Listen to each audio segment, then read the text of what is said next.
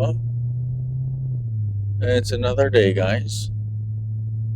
It's raining a little bit, which is a rare occasion here in Arizona, so not much rain, but it's okay. Kind of keeps everything a little bit cooler, even though it's January, so it's already cold. But I think for this video, I'll probably talk about mostly either it's between one or three between like trims of Corvettes. I know there's your base models of your Stingrays and stuff like that, and you got your 3LTs. In terms of just excluding ZR1s, obviously, because ZR1s are insane.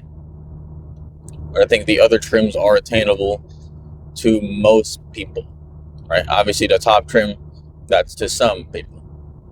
But I'll go with this. So if we go off of the base models, obviously you've got the Corvettes with the Z51 packages. I think that mostly really started with the C6, I believe. Say that one I could be wrong on, but I know for sure C7 and C8s do have that. C5s did not. C5 was the Project Car GM, so there wasn't really much planned out for that car, right? I think the main goal for the C5 was just to be good, right? The C5, something like you had your base models and you had your Grandsports. Like, yeah, you had your little 50th anniversary, but that doesn't do anything. So you pretty much, that's all you really had between this, if you have a C5. C6s, you've got obviously the multiple engines that car comes with and multiple body styles. Like, obviously, the ones for sure that I can think of, obviously the two main ones would be either a Grandsport or a Z06. There's only one major difference between the two, right? Is one obviously uses the LS3, one uses the LS7. That's really the only major difference. Even if you were to go with both manual options, because obviously the Grandsport gets an option for both transmissions. The Z06 never did. Z06 was a manual only car.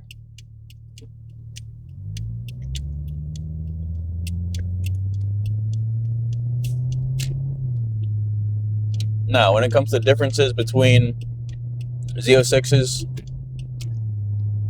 and Grandsports of the C6 and C7, yeah, there's a fairly large difference-ish, right?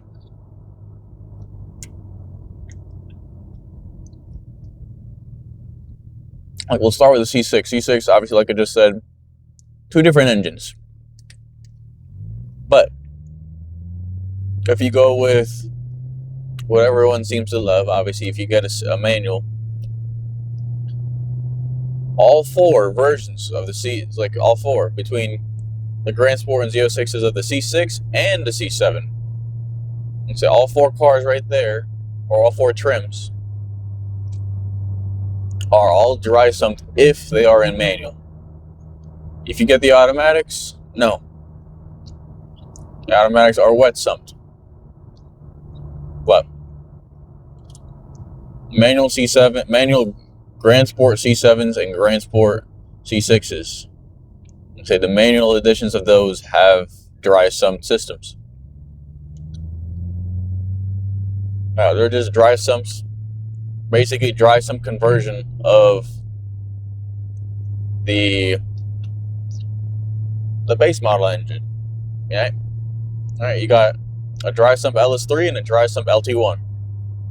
Pretty simple as that. I'm like, I think there's a slight power bump, but it's not noticeable.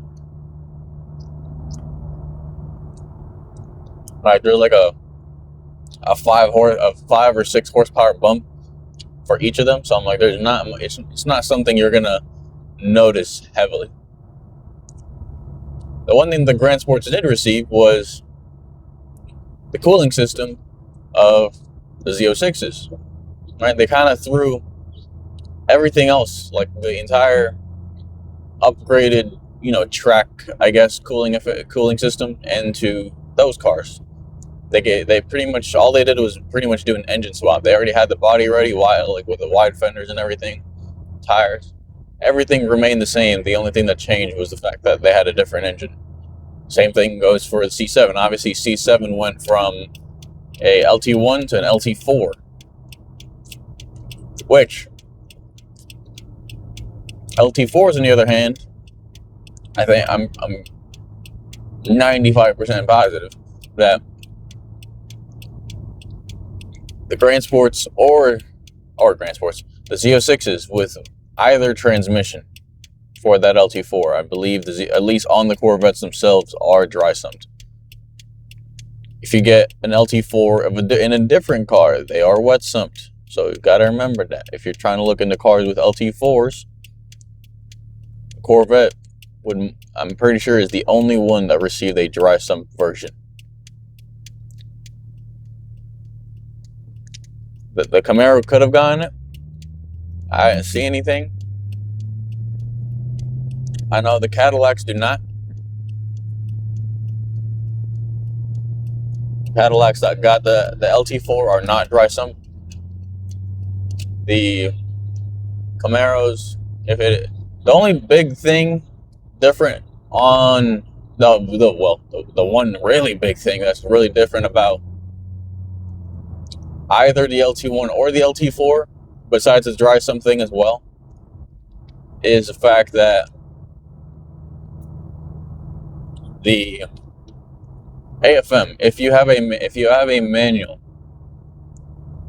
it is pretty much non-existent in the manual cars, right? And I know that's the one thing that, if you look at it hard enough, that's the one thing that a lot of people really complain about is AFM, right?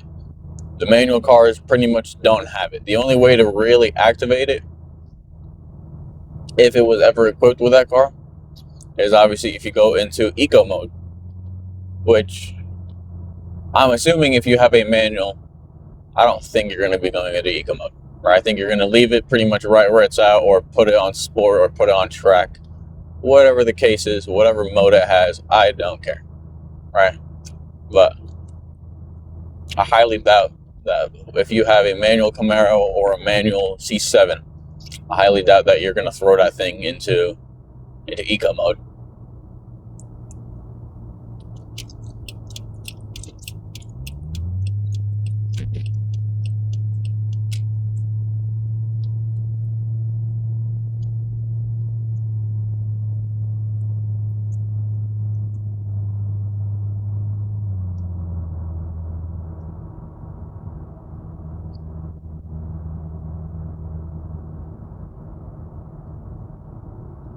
For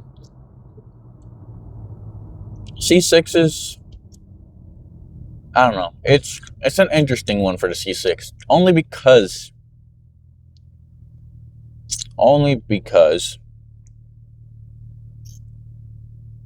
I think that this is my hot take. I think the C6 Grandsport is probably the best bang for buck car.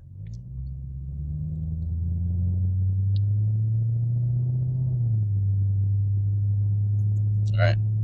Like in terms of the Corvettes, I think that one is probably your best bang for buck. That or the C7 Grandsport.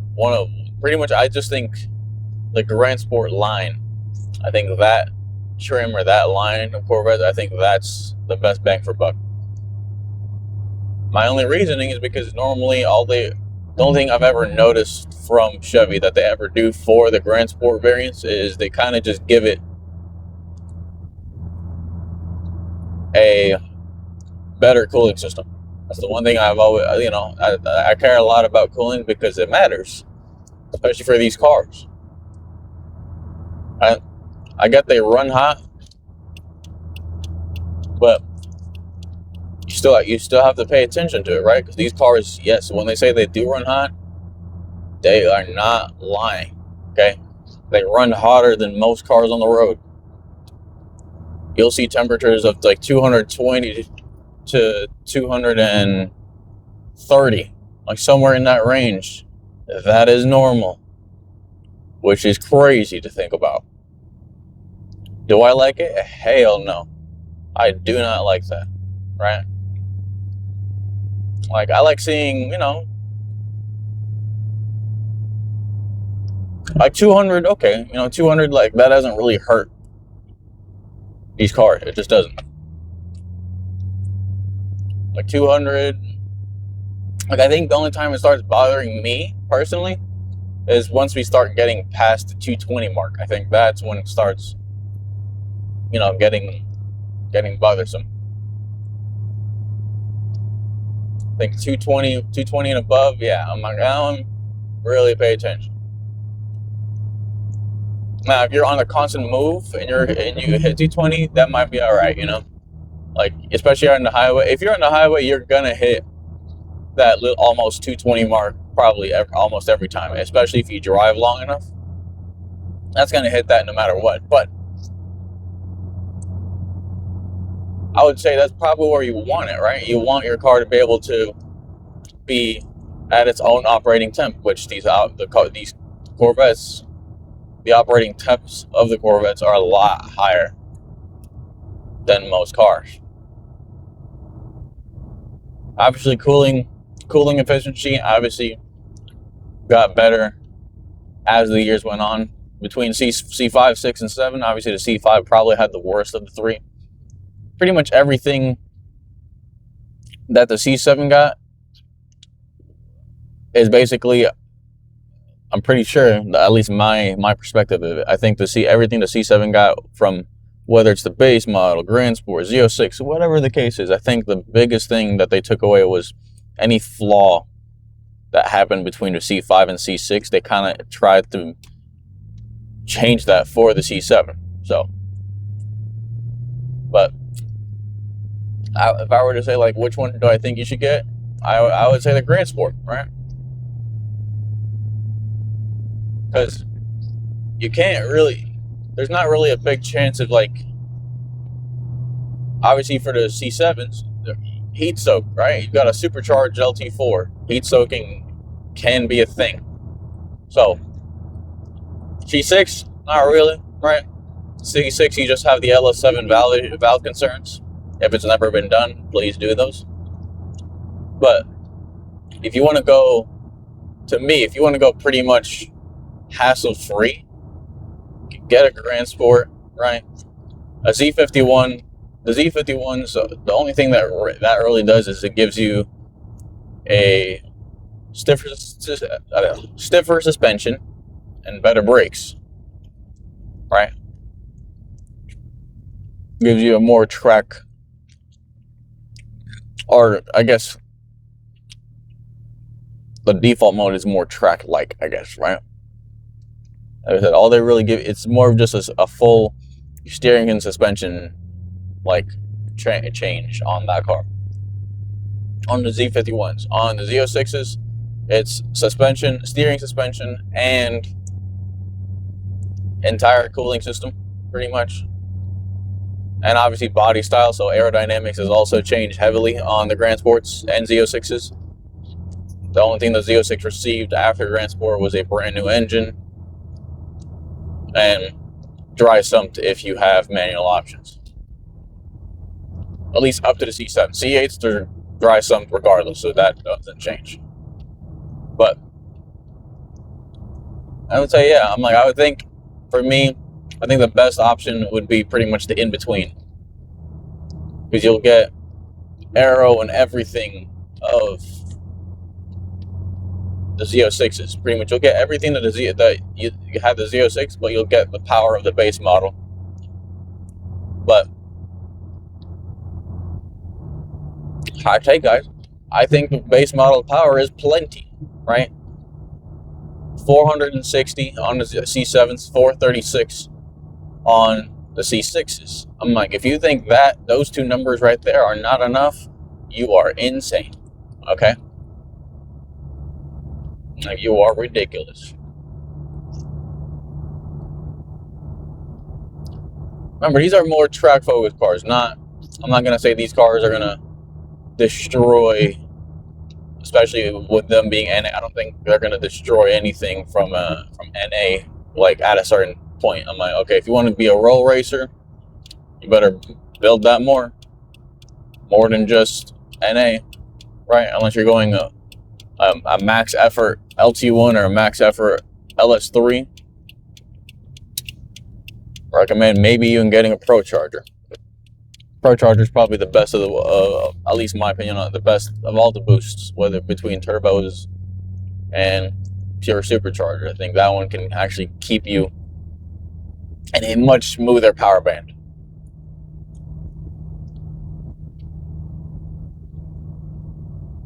But hey, if you think you need a Z06 to have fun, cool. Especially for the C6, like that's the thing. I'm like, every time I look at like the price differences between a C7 Grandsport and a C7 Z06, there's a pretty significant difference in price, right?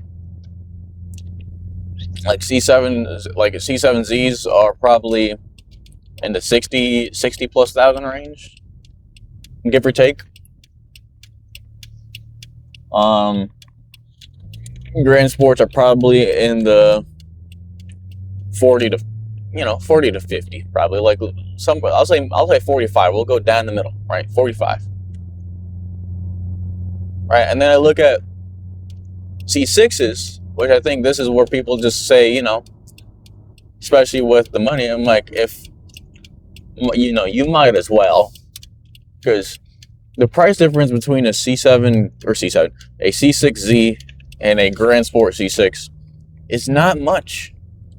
They are both of them are in that high 30s to high 30s to high 40s range. Like, yeah, they're going to be the same price as the C7, but that's because the C6 is going to actually match the performance of the C7s for the most part. I think obviously when it comes to just handling as a whole, like suspension work and all that stuff, I think obviously the C7 is much better at that. But in terms of power for power, yeah, I think the C6 can be that car. And it's a little bit easier, at least on the C6s, at least in terms of some form of less expensive maintenance, I guess, right? Because remember, the LS3s are port injected. C7s, every single one, are direct injected, at least between those two. The only ones that have dual injection as obvious on the C7s is obviously the LT5. But if you have ZR1 money, buddy, let me know what you do, bud, because I would love to see you. I would love to learn what the heck you do for you to be able to do any of that.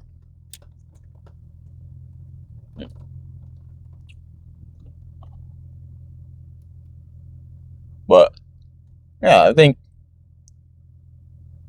the Grand Sports are probably, the best bang for a buck, just because I think it's less problematic, less problematic than the regular or than the Z06s. Like, obviously the Z06 has a much more stout and stronger drivetrain as a whole, everything, because it is a Z06. But if you're telling me that you get the aerodynamics and the entire cooling system to cool off the base engine, this is not the big engines, you have that ability to cool those off, I want to say yes. And I think the LS3 is just it's a pretty difficult engine to break, right? It doesn't, like, LS3s doesn't really have any of the issues, especially with the heads, like the Z06 did for the C6. Like, it just didn't. So I'm like, that's why I think for the C6, I think it's a better option, even with the price being so close, with both of them being within that high 30s to high $30s to $50,000 range. I was like, they're so close in price, and obviously there's a what is that, like 60 plus horsepower difference. So yes, obviously speed should be fairly noticeable because of the fact that the C6Zs weigh less and have more power than the Grand Sports. But I think for less hassle, I think the LS3 Grandsports are, in my opinion, the best bang for buck. If you don't like the C6s, then and you like C7s, I would say the Grandsports are probably a better option, unless you really like the LT4s and you've got money to actually take care of that. Have at it. So, but all right though, I'm gonna head to work. Y'all have a great day. I'm out.